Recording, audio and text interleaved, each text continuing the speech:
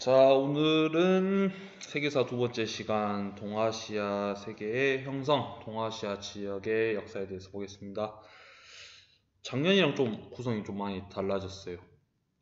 작년에는 시간 순서대로 세계사가 진행이 됐다면, 이번 교과서 같은 경우에는 동아시아사 먼저 다 배우고, 그 다음에 서남아시아, 인도사, 그 다음에 유럽 이런 식으로 이제 지역 간의 구분을 나눠서 공부를 하거든요. 근데 선생님 입장에서는 훨씬 이게 더 가르치기도 더 좋고 여러분 입장에서도 이게 더 배우기는 훨씬 편한 구성인 것 같아요.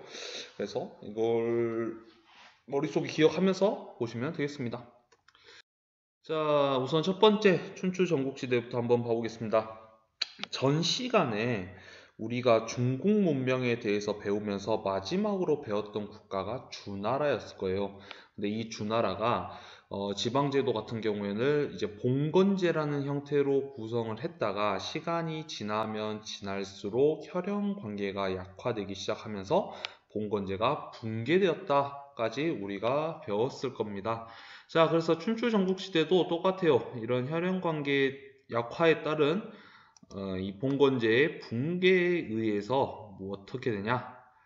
왕권이 약화되고 그 다음에 제후들이 점차 성장하게 되는 그런 결과를 나타나게 되어진다.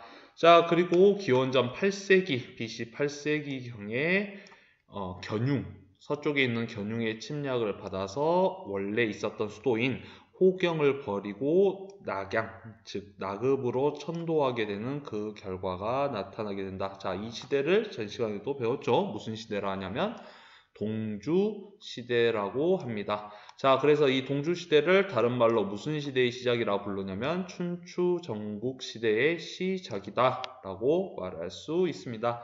자, 근데 춘추 전국 시대는 시대가 두 개가 합쳐진 거예요. 무슨 시대와 무슨 시대가 합쳐졌냐면 춘추 시대와 전국 시대가 합쳐져서 춘추 전국 시대다 라고 기억하시면 되겠습니다.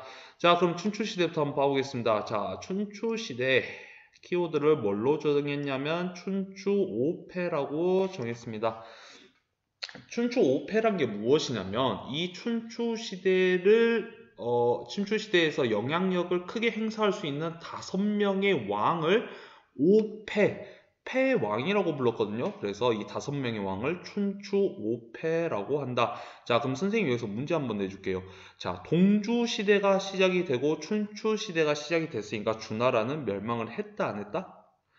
주나라는 멸망을 하지 않았습니다. 자, 그래서 이 5명의 제후들, 이 5명의 왕이 동주시대의 이 주나라 왕을 존중하면서 그리고 주변에서 침략을 해오는 오랑캐들을 물리치자라고 하는 존왕양이라는 그런 사상을 내세우면서 춘추시대가 전개가 되었다라고 생각하시면 될 거예요.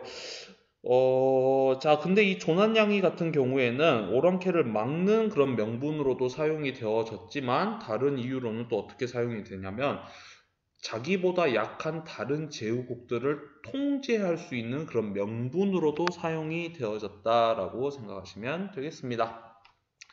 자, 그리고 춘추시대가 끝난 다음에 전국시대가 등장하게 되는데 이 전국시대는 몇 개의 국가로 존재를 하게 되냐면 총 7개의 국가, 전국 칠웅이 등장을 하게 됩니다. 대표적인 국가로는 진나라, 초나라, 그리고 위나라, 한나라, 조나라, 연나라, 제나라 총 7개의 국가가 존재를 하게 되고요. 자, 이 전국시대의 국가를 운영하는 방식은 무슨 시대였냐면 바로 이 양육강식의 시대가 벌어지기 시작을 했다. 한마디로 말해서 약한 애들은 약육강식인데 잘못 썼네. 이거 오타입니다. 자, 약한 국가들은 없어져야 되고 그리고 강한 국가만 살아남는 약간 좀 뭐라 하지 그 낭만이 없는 시대로 이제 진입을 하게 됐다라고 생각하시면 되겠습니다. 자, 그래서 이 시대를 좀 더 알아보자면 어떤 변화가 있었는지 한번 봐보겠습니다. 자, 먼저 정치부터 한번 볼 건데, 주나라에서 실시됐던 봉건제가 점차 붕괴가 되어졌으니까 새로운 지방 질서 제도가 등장을 해야겠죠. 그게 바로 무엇이냐면 바로 군현제입니다. 군현제의 운영 방식은 쉽게 생각하세요. 우리가 지금 생활하고 있는 방법이 바로 군현제예요. 아시겠죠? 중앙에서 자기 말을 잘 듣는 관리들을 지방으로 파견해서 그 지방을 그대로 다스려라. 한마디로 말해서 관리가 그 지방을 다스리는 제도가 바로 이 군현제다라고 생각하시면 되겠습니다. 자, 그리고 경제를 보자면 당시 철제 농기구가 등장하기는 시작은 했지만 철 자체가 너무 귀하다 보니까 일반 백성들에게 보급은 되진 않아요. 아시겠죠? 자, 근데 이 철제 농기구와 우경이 점차 조금씩 보급되어지기 시작을 했다라고 생각하시면 될 거예요. 그러면 이런 철제 농기구가 보편화되어졌냐는 아닙니다. 좀 더 시간이 지나야지 이런 농기구도 보편화가 되게 되거든요. 자, 그래서 보편화된 것은 아니었기 때문에 나중에 이제 진나라 한나라 시대 때 이게 철제 농기가 더 보급이 되는 편이거든요. 아무리 그래도 철제 농기가 등장을 했으니까 기본적으로 무엇이 증가하기 시작을 하냐면 농업 생산력 자체가 증가되기 시작을 했다라고 생각하시면 되겠습니다. 자, 그리고 각 7개의 국가 간에 서로 왕래가 자주 있다 보니까 자연스럽게 무엇이 발달하게 되냐면 상공업이란 게 발달하기 시작을 해요. 자, 근데 이 상업, 물건을 사기 위해서는 물물 교환만 할 수 있는 건 아니겠죠? 무엇이 필요해요? 바로 이 화폐란 게 필요하게 됩니다. 그래서 각 국가마다 이 화폐의 종류가 각각 다 다르게 나타나는데 대표적인 화폐로는 도전, 다른 말로는 명도전이라고도 부르고 포전, 그리고 반량전 같은 게 등장을 합니다. 뭐 사진으로 보자면 이게 바로 반량전인데 여기 한자가 양자 그리고 여기 반자가 되어 있는 걸 보면서 이게 반량전이구나 라고 생각하시면 되겠습니다. 자, 그리고 여러분이 제일 많이 본 동전이 바로 이 명도전일 거예요. 자, 명도전 같은 경우에 어떻게 생겼냐? 카레 모양을 하고 있어서 도전 또는 명도전으로 불렀다라고 기억하시면 되겠습니다. 자, 그래서 이렇게 상업이 발달하면 발달할수록 장사가 잘 되는 지역의 사람들이 어떻게 될까요? 모이겠죠. 그래서 이런 사람들이 점차 많이 모이기 시작을 하면서 무엇이 등장하냐? 바로 이 도시라는 게 등장하기 시작합니다. 대표적인 도시는 이 전국 7웅 중에서 각각 수도를 담당했던 도시들이 대표적인 상업지역으로 발달하니까 그냥 알고만 넘어가시면 되겠습니다. 자, 그리고 사회를 볼 건데 사회 같은 것은 어떻게 되냐? 토지 자체가 사유화되기 시작을 해요. 왜 그럴까요? 농업 생산력이 증가를 하니까 굳이 많은 사람들이 한 토지를 집중적으로 농사를 지을 필요가 없는 거예요. 아시겠죠? 그래서 조그만한 인원을 가지고도 토지를 농사를 지을 수 있기 때문에 사람들이 점차 자기만의 땅을 원하는 거예요. 그러면서 토지의 사유화가 진행을 하게 되고 이러한 토지를 농사를 짓는데 대가족 형태는 필요가 없겠죠. 그래서 소가족 형태의 가정이 성립하게 된다. 자, 그리고 경제에서 말했던 것처럼 공업, 공인, 그러니까 물건을 만들어주는 이런 공인과 그리고 물건을 파는 상인 같은 사람들이 등장하는 것만 봐서라도 사농공상의 개념이 등장하기 시작을 했다. 다른 말로는 직업이란 게 등장하기 시작을 한다 라고 생각하시면 되겠습니다. 자, 그리고 이 철제 기구 자체가 농기구에만 등장하는 게 아니라 자연스럽게 철제 무기로도 사용하게 되어지는데 이 철제 무기가 전쟁에 큰 변화를 나타나게 됩니다. 자, 제일 처음에는 전차전이 많이 벌어진 게 바로 중국 전쟁이었어요. 왜 그러냐면 전쟁을 하기 위해서는 자기가 스스로 무기도 가져와야 되고 말도 가져와야 되고 갑옷도 착용해야 되고 스스로 자기가 돈을 마련해서 전쟁에 참여를 해야 되는데 생각보다 청동기보다는 철기에 가격이 훨씬 싸다 보니까 일반 백성들도 철제 무기를 사용해서 전쟁에 참여할 수 있게 되었다라고 생각하시면 될 거예요.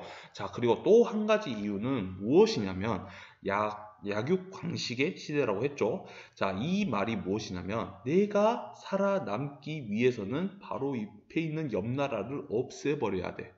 그러면 강력한 군사력이 필요하겠죠. 그래서 각 국가들은 일반 백성들에게 무기를 나눠주고 그리고 일반 백성들도 자연스럽게 군인으로 등장하기 시작하면서 전차전에서는 보병전의 형태로 전쟁의 양상이 바뀌기 시작을 했다라고 생각하시면 되겠습니다. 자, 그러다 보니까 일반 백성들도 노력을 하는 거잖아요. 그렇죠. 그래서 일반 백성들의 신분 또한 성장하기 시작을 하였다라고 생각하시면 되겠습니다. 다음으로 넘어가서 이 문화 파트에 대해서 볼 건데 춘추 전국시대에서 가장 중요한 문화 파트는 딱 한 가지 무엇이냐면 제자백가라고 있습니다. 이 제자백가만 알고 넘어가시면 될 거예요. 자, 제자백가란 말은 무엇이냐면 백가잖아요. 한자로 따지면 100가지의 무엇이다? 집이다 라고 생각하시면 될 거예요. 그만큼 학문을 집유로 놔두면 100가지의 학문이 마구잡이로 등장하기 시작을 했다 라고 생각하시면 되겠습니다. 왜 그런가? 라고 생각을 해보세요. 아까도 말했다시피 약육강식의 시대라고 했죠. 내 나라가 크게 부흥하기 위해서는 남들보다는 좀 더 세련되고 좀 더 강력한 사상을 가지고 통치를 해야 되는 거예요. 그러다 보니까 이러한 능력을 잡기 위해서 여러 사람들이 자기 자신만의 그런 노하우를 가지고 새로운 학문을 만들기 시작을 했다. 그게 바로 제자백가다라고 생각하시면 되겠습니다. 자, 제자백가의 배경은 부국강병, 나라를 부유하게 그리고 병사를 강력하게 하는 부국강병을 목표로 무슨 중심의 사회? 원래는 혈연 중심의 사회였는데 이 춘추 전국시대 때는 능력 중심의 사회로 변화된 게 가장 큰 이유다. 자, 그럼으로써 발달되어지는 계층이 무엇이냐면 바로 이 사계층이 되겠습니다. 바로 전 슬라이드에서도 말했는데 직업의 등장이라 해놓고서 사농공상이라고 했죠. 그 중에서 첫 번째로 등장하는 사계층이 성장하게 되고 이 사계층은 제자백가로 다시 등장을 하게 된다라고 생각하시면 되겠습니다. 자, 그래서 대표적인 제자백가는 선생님이 크게 5가지 아니면 총 4가지로 나눠서 봐봤는데 대표적으로 첫 번째 육아에 대해서 보겠습니다. 자, 육아 같은 경우에는 여러분이 육아보다는 뭘 더 많이 들었냐면 유교라고 많이 들었을 거예요. 아시겠죠? 그래서 이거는 두 개 같은 말이다 라고 생각하시면 되겠습니다. 자, 육아에서 가장 대표적인 학자로는 공자, 맹자, 순자 이런 사람들이 등장을 하고 이 육아에서 강조하는 것은 무엇이었냐? 가족 윤리 그리고 도덕 정치를 강조하였다. 가족 윤리에서 가장 대표적인 단어는 효가 있고 도덕 정치에서 가장 대표적인 것은 인과 예가 있다. 인 같은 경우에는 어질 인자를 쓰는 거예요. 그리고 예는 뭐 예절, 예법 할 때 쓰는 그 예라고 생각하시면 되겠습니다. 자, 그리고 두 번째 도가에 대해서 보자면 도가의 대표적인 학자로는 노자 그리고 장자가 있고 도가에서 중요하게 다뤘던 것은 무엇이냐면 무위자연이라고 있습니다. 다른 말로 하자면 자연으로 그냥 돌아가자. 야, 너희들이 이상한 거 만들고 법 만들고 군사 만들고 이것저것 하니까 세상이 혼란스러워진 거 아니냐. 그냥 자연으로 돌아가서 농사나 짓고 그냥 평화롭게 살면 우리가 이러한 다툼도 없을 것이다. 주장한 게 바로 도가예요. 자, 그리고 묵가에 대해서 보겠습니다. 묵가 처음 듣죠? 자, 묵가의 대표적인 학자로는 묵자가 있고 그 다음에 묵자가 주장했던 내용은 바로 겸애라고 있습니다. 자, 이 겸애가 무슨 말이냐면 옆에 써놨는데 차별 없는 사랑이라는 게 바로 겸애예요. 살짝 내용이 어렵죠? 자, 이게 무슨 말이냐면 서로 싸우지 말고 그냥 평화롭게 지내자라는 게 뜻이에요. 묵자의 사례 중에 무엇이 있냐면 묵자가 되게 전쟁 참여를 많이 하는 학자거든요. 그 제자들이랑. 근데 묵자는 전쟁을 참여할 때 절대 칼을 들지 않아요. 무엇을 들고 오냐면 방패만 들고 옵니다. 그러면서 방패만 막으면서 겸해를 딱 이제 주장을 하는 거예요. 아시겠죠? 그게 바로 묵가였다. 자, 그리고 추가로 해서 검소한 생활도 같이 강조를 하였다. 자, 그리고 핵심이죠. 법가입니다. 자, 법가를 주장했던 사람들은 상항, 이사, 한비자 등등의 여러 학자들이 주장을 하고 당연히 법가가 주장한 내용은 법에 의한 통치이다. 다른 말로 하자면 이 춘추 전국시대의 혼란을 종식시키고 아예 통일 국가로 만들어지는 가장 핵심 사상이 바로 이 법가였다라고 생각하시면 되겠습니다. 다른 학문으로는 뭐 병가, 종행가, 음양가, 명가 등이 있는데 이것은 그냥 있었다라는 정도로 그만큼 제자 백가의 숫자가 좀 많았구나라는 정도로만 생각하고 넘어가시면 되겠습니다. 다음을 보자면 이제 본격적으로 진도가 나가는 거죠. 자, 진한 제국의 성립과 발전에 대해서 보겠습니다. 첫 번째가 바로 무슨 나라냐? 바로 이 진나라에 대해서 한번 봐보겠습니다. 자, 진나라 같은 경우에는 전국시대를 종식시키는 게 BC 221년, 기원적 221년에 종식을 시키게 되는데 진나라의 국가 위치는 어떻게 되냐면 중국의 맨 서쪽, 완벽한 서쪽에 있는 변두리 국가라고 생각하시면 돼요. 자, 그러면 중앙에 있는 국가랑 변두리에 있는 국가랑 성장 속도 차이가 어느 게 더 빠를까요? 중앙에 있는 국가가 훨씬 빠르겠죠. 근데 어떻게 진나라가 중국을 통일했냐? 바로 이 상항의 개혁에 따라서 발전하기 시작을 합니다. 상항은 우리가 바로 전 슬라이드에서 배웠을 거예요. 제자 백가 중에서 어디에 속해 있는 사람이다? 바로 이 법가에 속해 있는 사람이다. 자, 그래서 이 법가를 통한 부국 강병 정책에 의해서 진나라 급속도로 성장하게 되고 기원전 221년에 진시황에 의해서 이 전국시대가 끝나고 진나라가 중국을 통일하게 된다라고 생각하시면 되겠습니다. 자, 그래서 이 진시 황제 같은 경우에는 통일되어져 있는 국가를 원활하게 통치하기 위해서 여러 정책을 펼치게 되는데 그게 바로 중앙집권체제의 확립이 되겠습니다. 첫 번째로 실시했던 것은 무엇이냐면 군현제를 전국적으로 실시하게 됩니다. 이전에 있었던 봉건제 그리고 춘추 전국시대에 있었던 군현제 등의 진행을 완벽하게 그냥 없애버리고 야 전국에다 그냥 내 관리 싹 다 파견시킬 테니까 내 말만 잘 들어 라는 군현제를 실시한 거예요. 그래서 전국을 총 몇 개 군으로 36개 군으로 나누게 되고 그 지역마다 왕의 명령을 수행하는 관리를 파견하게 된다. 자, 두 번째로는 무엇이 있냐면 도로, 화폐, 도량형, 문자, 수레바퀴를 통일시킨다.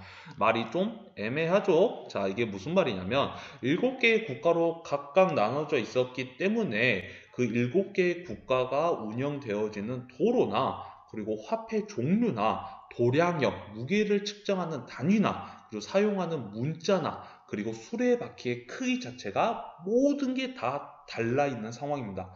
자, 근데 하나의 국가로 다 통일되어졌는데, 이 국가에서 이 국가로 넘어가는 경계선만 가면 갑자기 수레바퀴 크기가 안 맞아. 문자가 틀려. 사용하는 화폐가 틀려. 그럼 이게 통일 국가라고 말할 수 있을까요? 없겠죠. 자, 그래서 이런 문제를 해결하기 위해서 이러한 도로 화폐, 도량형, 문자, 수레바퀴 등을 다 통일하기 시작을 한다. 자, 세 번째로는 무엇이 있냐면 분서갱유라고 있습니다. 자, 진나라 같은 경우에는 어떤 제자 백가의 학문으로 통일한 국가죠? 바로 법가에 의해서 통일한 국가죠. 자, 그래서 이 법가를 제외한 나머지 여러 사상들을 전부 다 탄압하기 시작을 하는데 그 중에서 가장 세력이 컸었던 유가를 탄압하기 시작합니다. 그 사건을 무엇이라고 하냐면 분서갱유라고 합니다.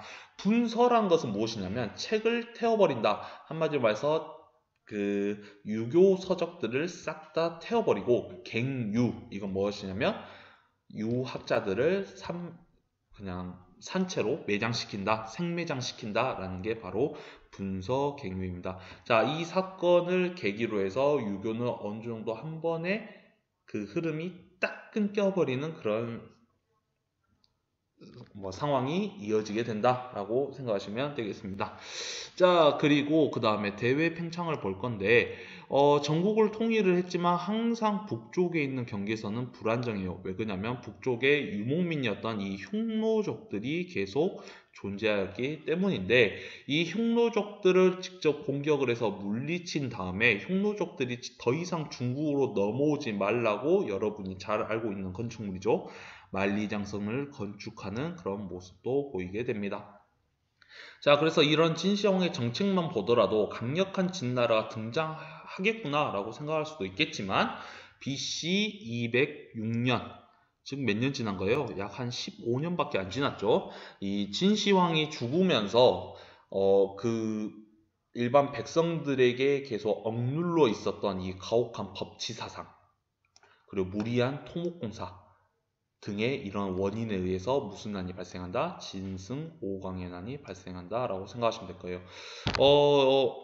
우리가 지금 법치국가에서 살고 있으니까 왜 가혹한 법치 사상이라지? 라고 생각할 수도 있겠지만 어느 정도로 심했냐면 만리장성을 공사하는데 좀 늦게 갔어. 하루 좀 늦게 갔어. 늦게 갈 수도 있잖아요. 갑자기 그 공사장으로 가다가 뭐 비가 오고 막 강이 범람하고 이래서 하루 정도 늦을 수도 있는데 그렇게 늦더라도 뭐야? 사형이야. 아시겠죠? 저녁에 막 함부로 돌아다녀. 걸리면 어떻게 돼? 사형이야. 아시겠죠? 그렇게 가혹한 법치 사상으로 백성들이 억눌러 있으니까 이게 갑자기 팡 하면서 폭발해 버린 거예요. 자, 그리고 무리한 토목공사는 만리장성만 있는 게 아니에요. 진시황이 죽으면서 자기의 무덤을 만들게 되는데 그게 지금 중국에서 발굴되고 있는 진시황릉이죠. 자, 거기다가 자기만의 궁궐을 만들기 위해서 아방궁이란 걸 짓게 되는데 이러한 무리한 토목공사들이 계속 이루어지게 되니까 백성들이 더 이상 참지 못하고 반란을 일으키게 된다. 그게 바로 진승오광의 난이다. 자, 근데 이 진승오광의 난이 진짜 중요한 이유는 한 가지가 무엇이냐면 중국 역사상 최초로 등장하는 무슨 반란이다? 농민 반란입니다. 아시겠죠? 그래서 이 진승오광의 난은 중국 최초의 농민 반란이었다라고 생각하고 공부하시면 되겠습니다. 다음으로 넘어가 보겠습니다. 자, 다음은 한나라에 대해서 한번 배워보겠습니다. 자, 한나라의 성립은 기원전 202년 한고조, 즉 유방에 의해서 건국이 되어지게 되고 수도는 장안을 수도로 삼게 되어졌다. 라는 게 바로 한나라의 시작입니다. 자, 그래서 유방이 무엇을 했냐? 바로 지방을 군국제로 실시하게 되는데 진나라의 군현제 자체가 너무 백성들을 압박하고 핍박하고 그리고 그 지역에 살고 있었던 제후들에게 뭐 콩고물 하나도 안 주는 그런 제도였기 때문에 약간 좀 군현제와 봉건제를 절충시키는 군국제를 실시하게 됩니다. 자, 그리고 이 한고조 같은 경우에는 한나라를 건국한 다음에 북쪽에 있는 흉노를 공격하게 돼요. 근데 흉노한테 진다, 이긴다, 져버려요. 아시겠죠? 그래서 흉노에게 막대한 공물을 바치면서 평화 관계를 유지하는 그런 모습도 보게 된다라고 생각하시면 될 거예요. 자, 근데 이런 흉노와 평화 관계가 어느 순간 깨지게 되냐면 바로 무제 때 이 제도가 깨지게 됩니다. 자, 보자면, 무제 개혁 정치를 한번 보자면, 중앙 집권 체제의 강화부터 한번 보겠습니다.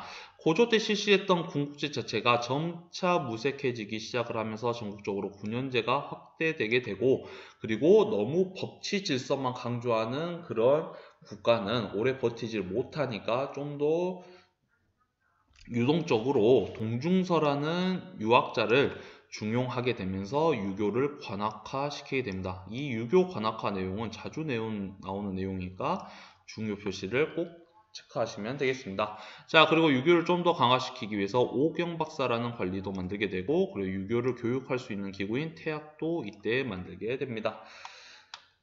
자, 그리고 대외 확장에 대해서 한번 봐보겠습니다. 자, 고조 때부터 항상 문제가 돼 있었던 이 흉노를 토벌하게 되고, 그리고 흉노 토벌을 위해서 완벽히 이 서역, 즉 서쪽에 있는 국가와 동맹을 맺으려는 시도를 하게 되는데 그때 파견되었던 사신의 이름이 바로 이 장건입니다. 자, 장건 같은 경우에는 서쪽으로 파견을 해서 실제적으로 이 장건의 여행 자체가 크게 성공한 건 아직 아니에요. 하지만 어떻게 되냐면 야, 서쪽에도 우리 중국 말고도 다른 국가가 있구나 라고 중국인들의 이 사상 자체가 좀 더 확대되어지는 그런 결과를 맞이하게 된다라고 생각하시면 될 거예요. 그때 발견되어진 국가가 바로 이 대월지라는 국가가 있습니다. 자, 그리고 무제 같은 경우에는 활발한 정복 싸움을 펼치게 되는데 남쪽으로는 남월, 지금의 베트남 지역이겠죠. 자, 그리고 동쪽으로는 우리가 잘 알고 있는 고조선을 정복하는 것도 바로 이 무제였다. 자, 근데 계속 이렇게 전쟁만 벌이게 되면 국가가 어떻게 될까요? 망하겠죠. 그렇죠. 그래서 이런 경제 안정책도 같이 펼치게 됩니다. 자, 경제 안정책 어떻게 펼치게 되냐면 염철 전매제, 소금이나 철을 국가에서 아예 판매시켜 버리겠다라는 게 바로 이 염철 전매제가 있고, 그리고 균수법, 평준법, 물가 조절하는 법이에요. 아시겠죠? 그래서 이 균수법과 평준법도 시행하고, 그리고 국가에서 발행한 오수전이라는 동전도 주조를 하게 된다라고 생각하시면 되겠습니다. 자, 그리고 쇠퇴에 대해서 한번 볼까요? 자, 한무제가 죽은 다음에, 외척과 황강 간의 다툼으로 이 한나라가 점차 붕괴가 되기 시작을 합니다. 자, 그리고 이 한나라의 마지막 때 외척이었던 왕망에 의해서 무엇이 멸망되어진다? 한나라가 멸망하게 된다. 자, 근데 이때 멸망하는 한나라는 무슨 한나라냐? 바로 이 전한이 멸망하게 된다라고 생각하시면 되겠습니다. 다음으로 넘어가 보겠습니다. 자, 다음으로 넘어가서 신나라 그리고 후한에 대해서 한번 볼 거예요. 자, 신나라 같은 경우에는 방금 전한을 멸망시킨 이 왕망에 의해서 건국되어진 게 바로 이 신나라였는데, 왕망 자체는 머릿속에 뭐만 있냐면 그냥 유교밖에 없어요. 아시겠죠? 모든 나라를 다 유교로만 통치하려고 하는 거야. 그래서 이 왕권을 강화시키기 위해서 토지 자체를 싹 다 국유화시켜버려. 아시겠어요? 이 법을 왕전법이라고 하는데, 야, 너희 이 토지 다 내 건데 왜 너희가 농사 짓고 있어? 우리가 다 가져갈게. 그러면 토지를 많이 가지고 있는 사람들은 뭔 생각할까요? 불만이 좀 있겠죠. 자, 그리고 노비의 매매를 금지한다. 당시의 노비 같은 경우에는 사람이 아닐 거예요. 아시겠죠? 매매가 가능한 대상이야. 그냥 한마디로 말해서 뭐 노비를 많이 가지고 있는 집 같은 경우에는 그냥 부자인 거야. 자기 재산이 좀 많다 생각하면 돼요. 근데 이 매매 자체도 금지시켜버린 게 바로 신나라의 왕망이었다.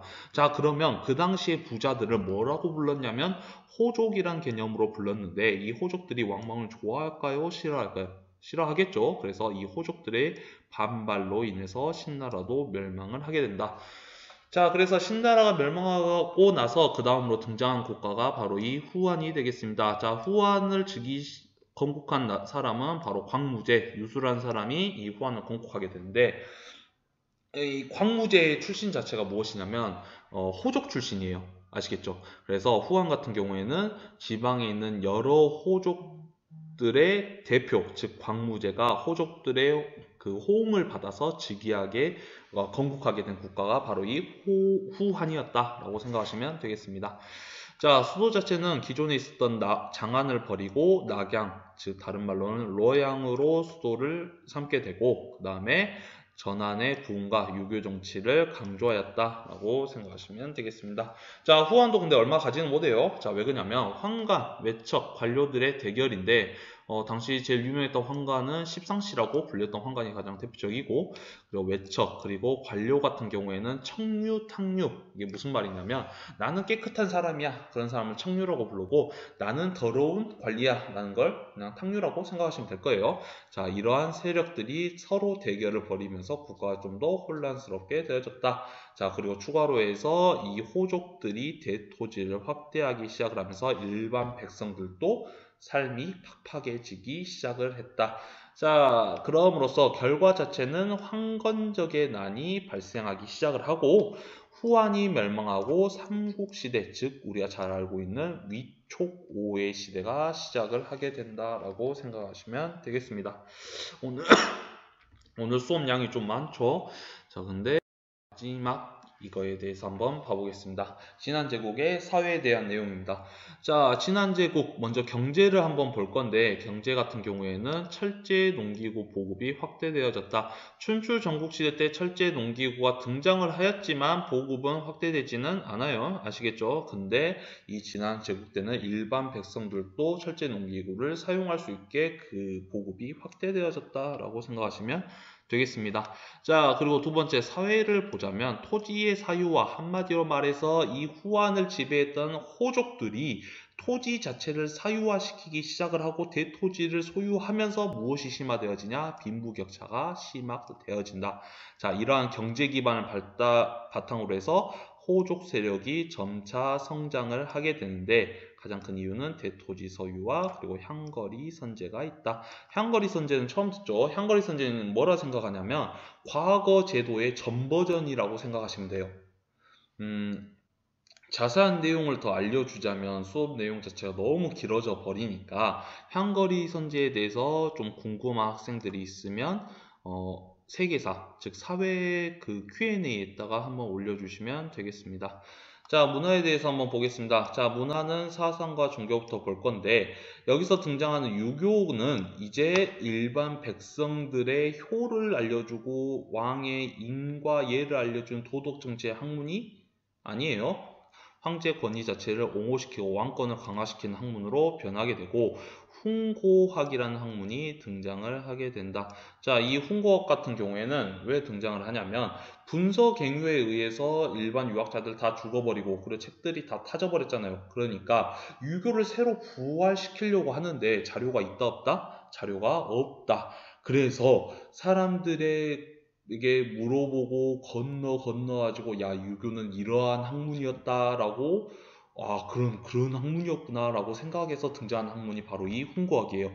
그래서 훈고학의 가장 큰 특징은 무엇이냐면 경전 자체의 내용을 제대로 모르니까 경전을 해석하고 그리고 그 경전에다가 내 생각을 담는 그 주석을 담는 그런 내용이 발달하기 시작한다라고 생각하시면 되겠습니다.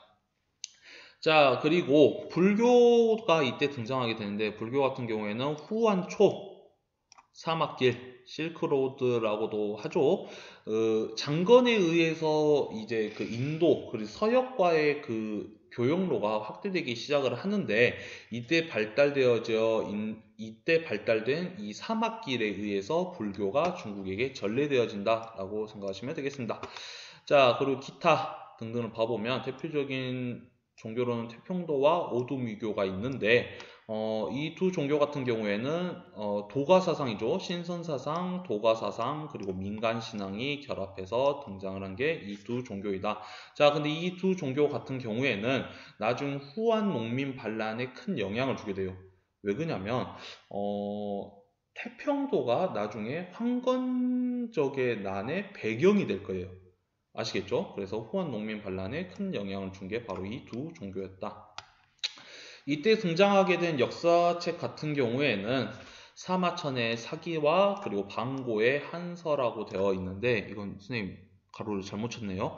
방고가 사람 이름이고 한서가 책 이름입니다. 자, 근데 이 두 책을 선생님이 써놓은 이유는 무엇이냐면 바로 기전체 서술 방식이 등장했다라고 생각하시면 될 거예요. 이전에 쓰여졌던 역사책 같은 경우에는 일반 연도를 그대로 시간 순서대로 나열하는 편년체 방식으로 사용이 되어졌는데 사마천의 사기를 시작으로 해서 뭐 봉기, 열전, 표 막 등등의 뭐 4가지 파트로 나눠서 역사책을 서술하게 되는 기전체 서술 방식으로 이제 진행을 하게 된다. 생각하시면 되겠습니다. 자, 그리고 마지막 제지술에 대해서 보겠습니다. 자, 제지술 같은 경우에는 무엇을 만드는 기술이죠? 바로 종이를 만드는 기술이죠. 그래서 당시 한나라의 황관이었던 이 체륜에 의해서 제지술이 더욱더 발전을 하게 되어진다. 자, 오늘 수업은 여기까지이고요. 다음 시간에는 위진남북조 시대부터 수당시대까지 우리가 진도를 한번 쫙 빼보는 그런 시간을 가지도록 하겠습니다. 자, 오늘은 수고하셨고 다음 시간에 뵙겠습니다.